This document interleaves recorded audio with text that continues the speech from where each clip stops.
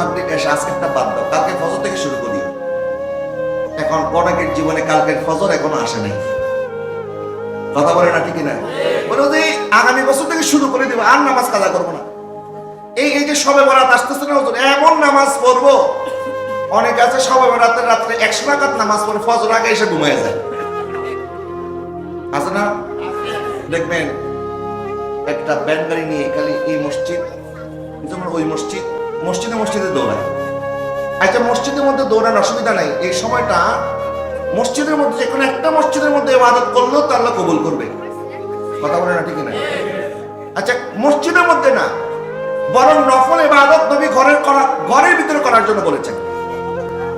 নফল ইবাদত ঘরে করলে আল্লাহ বেশি খুশি হয়। নবী যে ইরশাদ করেছেন, তোমরা নিজেদের ঘরকে কবরস্থান বানায়ো না।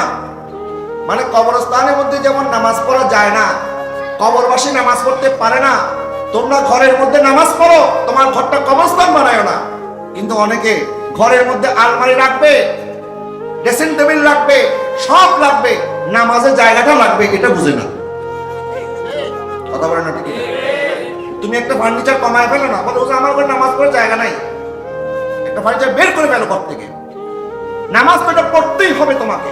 তো তুমি না হয় মসজিদে এসে নামাজ পড়বা, তো তোমার ঘরে মেয়েরা নামাজ পড়বে কোথায়? এটার জন্য জায়গা দরকার আছে না নাই? আমরা এটা চিন্তা করি না। যাই হোক বাবা, আল্লাহ পাক সবচেয়ে বেশি খুশি হয় যখন আমরা সময় মতো নামাজ পড়ি। বলেন কি করি? সময় মতো নামাজ পড়ি। 2 নাম্বার, সাহাবায়ে কেরাম আরজ করেন, সুম্মা আই হুজুর, এরপর কোনটা? তখন আমার নবী ইরশাদ করলেন, সুম্মা বিররুল ওয়ালিদাইন, মা বাবার খেদমত করা আল্লাহ সবচেয়ে বেশি পছন্দ। একজন সাহাবী হযরতে ওই সাহাবী নবীজির কাছে আসলেন, ওনার নামটা এই মুহূর্তে আমার স্মরণ হচ্ছে না।